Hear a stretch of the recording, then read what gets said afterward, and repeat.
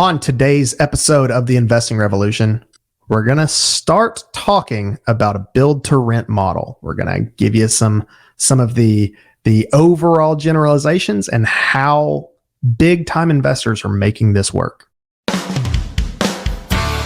This is the Investing Revolution, a podcast designed to help your real estate investment strategy. On this podcast, we'll teach you the actionable steps to take and pitfalls to avoid so that your real estate investing can thrive. Welcome to the Investing Revolution. I am your host, Jonathan Cook. And today, I want to dive into the build to rent model. I don't want this to necessarily just be a pro or a con, against, for, whatever.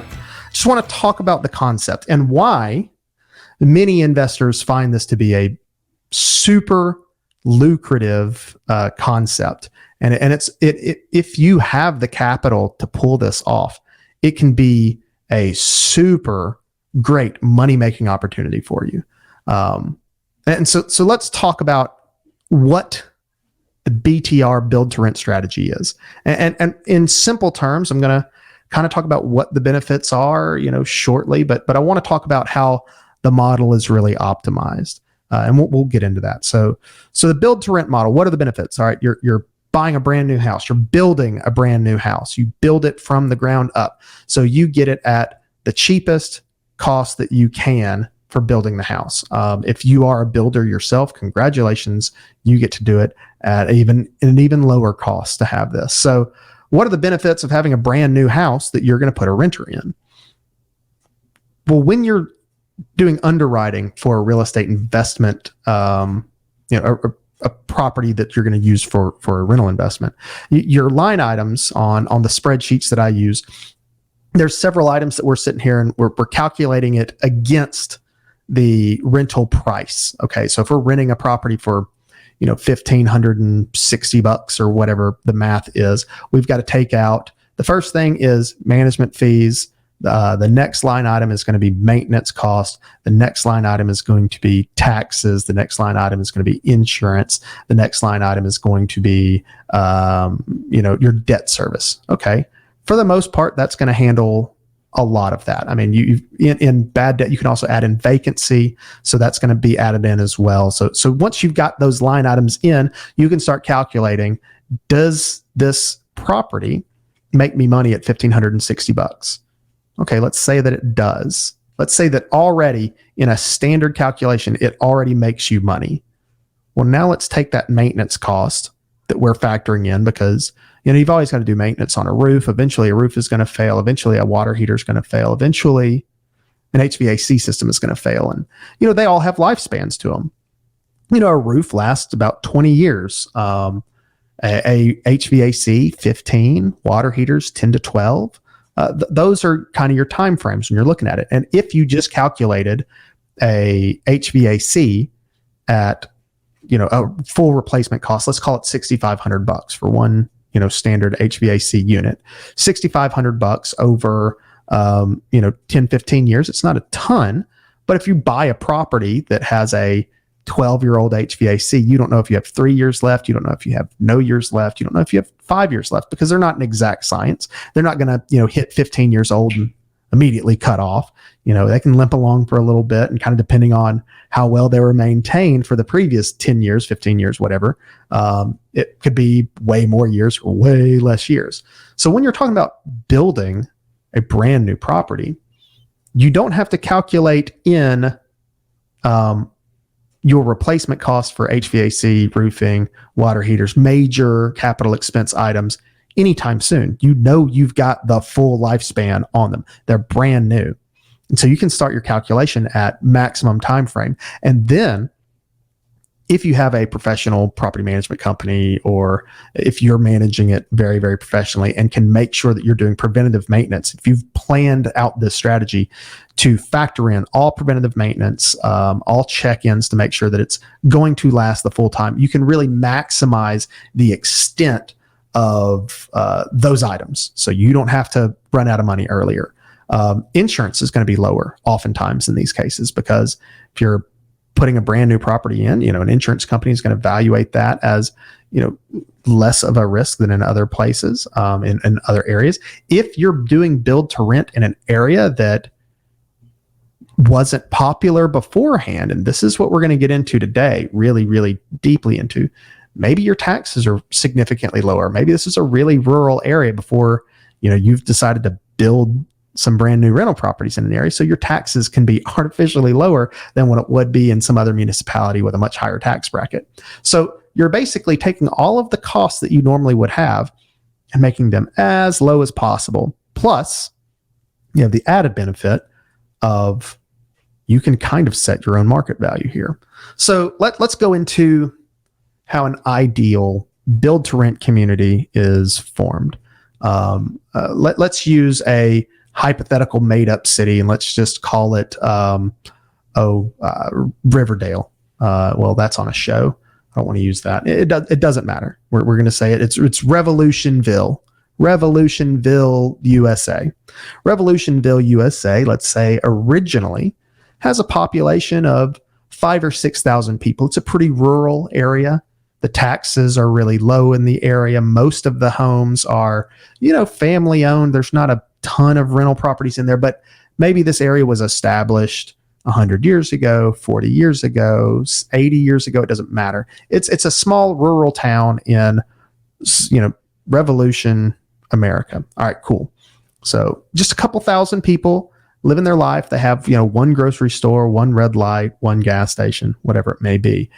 But let's say a new industry moves to town. Let's say some high value industry moves to town.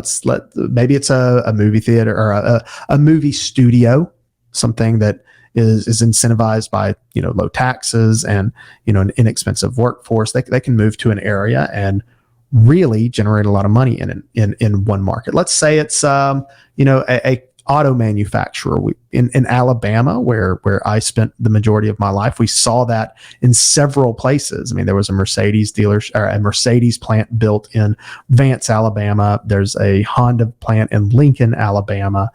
There's a Toyota plant up in near Huntsville, Alabama. A Hyundai plant south of Montgomery, Alabama. These are all major economic drivers that moved into relatively low population rural areas because tax incentives, things like that just really good for corporations to build a new economic driver. Now, let's say whatever this new industry is, needs a workforce of, call it 1,000 people. Well, there's only 5,000 people in an area.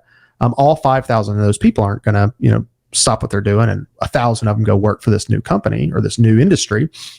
So we're adding in new population to the area. Went from 5,000 people to, now maybe 200 of that 5,000 goes and works in this new industry, changes jobs or moves up.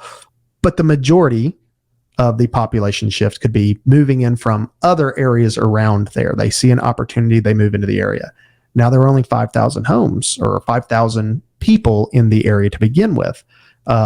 So how does this look for the investors on the outside? Originally, the first couple people that move into the area are going to buy the available housing. Then there's going to be that distressed home opportunity that's in that area as well. And so smart investors are going to go in there and buy those up first, and because they're already existing inventory. You're just making them livable again. Okay, so now the housing is completely full. We're out of housing opportunities, and yet there's still going to be a massive influx of, new people moving into an area. What do we do? Of course, builders can get in there and build their own new houses, and sell some of those. But really smart investors that have, the kind of wherewithal to be on, to keep their finger on the pulse of what's going on in some of these areas, or that partner with some of these large industries, can go in with a builder and start building build to rent communities. I mean, originally you're going to have some apartments pop up because you're going to need those first for all the influx of the newest first people moving into an area. But then you start building out these small communities. Maybe the builder sells half of them, but if it's 200 homes, they're going to add into it. Maybe they sell half and then rent the other half. What you're able to do in this case is you recognize if there's a new 1,000 people moving into an area, that 1,000 people is not the exclusive population that's going to move in. There's way more than that. So you can't just plan on just adding in, well, there's 1,000 new jobs, we need 1,000 new houses. That's not true. It's more than that, because those 1,000 new people are also going to need groceries. That 1,000 new people is going to also need, fast food, restaurants, entertainment, retail, education for their kids. You're going to need a larger police force. You're going to need a larger fire department. You're going to need more roads. You're going to need more work. And the people that start building out these, industries, like the first people that are in there to start digging the foundations and start running in new utilities for these areas, those people need places to live too. And at first they're going to start from just nearby communities, but eventually they're all going to want to live there. Nobody wants to drive, 2 hours to go and dig a hole. It's much easier if I can just wake up in the same area or in the same city that I'm going to go dig some holes and, run down the road. Now that might initially start as lower income, apartment communities, but eventually, because all of these ancillary, businesses are moving in, all of these businesses that support whatever industry are also moving in. So now the population doesn't just move up 1,000. Now the population moves up 2,000, because there's 1,000 new people, but then another 1,000 people have to come in to, help build out, livable situations for all the rest of these people. And if you are building a whole new community, if you're doing a whole brand new neighborhood that gets to be built to rent, and if you already know what that market looks like, you can plan before you ever move into an area to say, what is the rent price that I'm going to be able to plan for? The first step is, let's look at the median income of an area. If we know that the median income of an area is $40,000, but we know that this new 1,000 people that are going to be moving into this area, that those median jobs that everybody's going to take are, closer to $55,000 a year.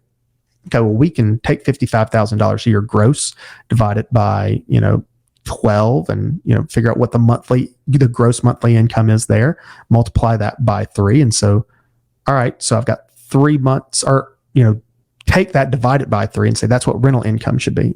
A rental price should be a third of a monthly income. Okay, so in that case, $55,000 a year. We're talking about your average rent rate that a $55,000 a year job can afford is $1,500 and some odd dollars a month. Okay, well, what is a property? What is the mortgage on a property where I can still make money at $1,500 a month? The math shakes out to, if you're building a $250,000 home that you have, a 6% rate on or a 5% rate on. Did the math earlier, and I'm not even quite sure what rate I'm using, but the point here is the concept. All right, so you can at $250,000, your mortgage rate should be $1,300. All right, so you've got some wiggle room there, and especially when you don't have to worry about maintenance, and you don't have to worry about, your taxes aren't nearly as high. And you don't have to worry about vacancy because you've got a major demand for housing here. Your vacancy is going to be super low. You're able to cut down all of your expenses originally and plan out for the future to where you're going to start your pricing at $1,500, and now that's your new baseline. So every year when you increase it, maybe those incomes don't increase, but you're able to still increase rents because that's just how markets work.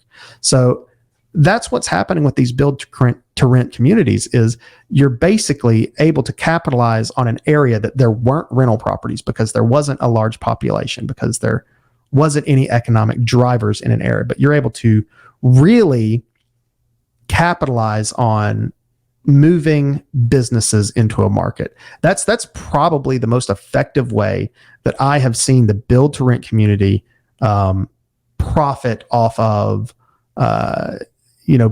being able to take over a market and be the trendsetter of what rental prices are, be the trendsetter of what do the people in this area typically look like in terms of their housing situation. So if you start from scratch, you move into an area where there just isn't anything. You chase an industry, follow an industry and moving into an area. But to do that and do it well, you have to be very well researched. You have to know what that population looks like already. You have to know what those income prices are. You have to know what the new industry's median income is to be able to reverse calculate what you're planning this investment strategy to look like. But if you can plan it all out from the start and then do a build to rent model, you can make a ton of money. Now, this doesn't really go into the ethics of how ethical that is. I don't think that this causes as much backlash as we see with a lot of other kind of real estate investment capital going into an area where you're taking money or you're taking inventory out of the populace and doing something different with it. You do have a captive audience here, so you can kind of get away with a little bit more than you would in an established market. But you are still benefiting off of creating your own inventory. And once you control the majority of the inventory, you do control the rental prices. Once you control the rental prices, you set the market. If you do that, you have a major advantage over anybody wanting to, move into that area. But it takes scaling. So we had Gwen on the podcast a couple weeks back. She talked about scaling. When we're talking about real estate investment scaling, I think all of the market trends tend to favor how build to rent can be maximized. Now, the build to rent community had a little bit of a drop in 2022 so far. Just slight. It's still growing in large amounts, kind of nationwide, but it wasn't quite the surge that we saw in 2020 or even 2021. But the reason why is because it takes some planning. We were able to do it because the inventory was so low that you could pretty much build them anywhere.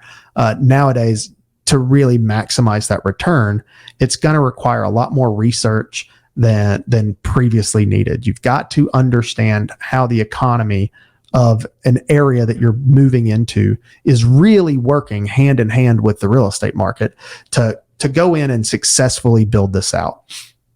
But if you have the research and you have the models and you know what the economic factors are building into an area, you can really take the build to rent model and make a ton of money.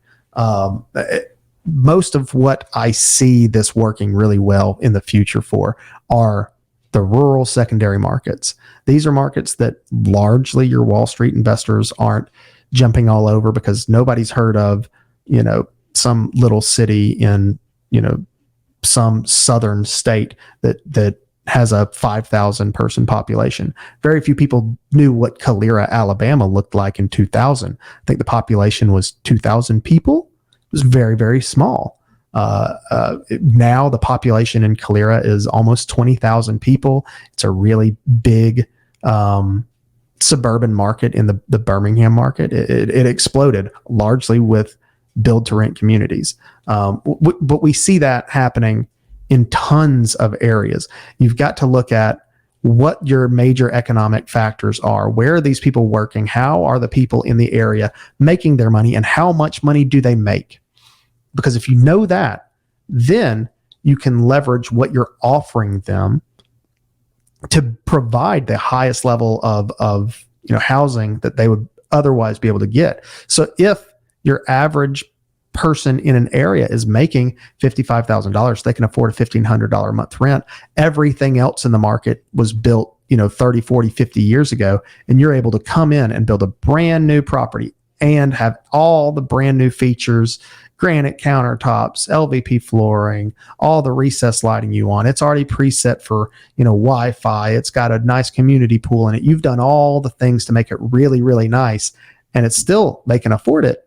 Well, why would they stay in a property that, was built 40, 50 years ago that has some issues and the foundation is kind of cracking and, It's kind of on a main street out in the middle of nowhere. Why would they stay in that over brand new property at the same price point?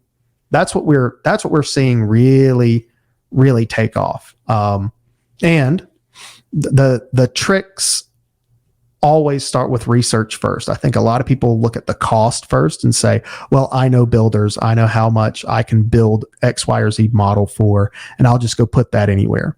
Just putting that anywhere is a great place to lose the money. If you haven't done the research beforehand to recognize what people in an area can afford. If you're just going to do one, okay, well, that's different. You just want to go build one property that's build to rent.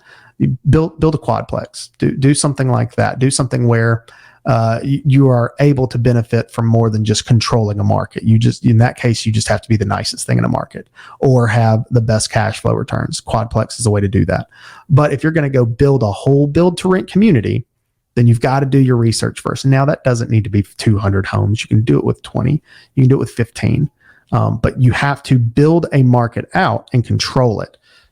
To build the market out, you have to have the research done first. So recognize the income levels, recognize the population, see how many new people are coming in due to whatever economic factors are new, and then go out, buy the land close enough to the work that it's the best possible position, location.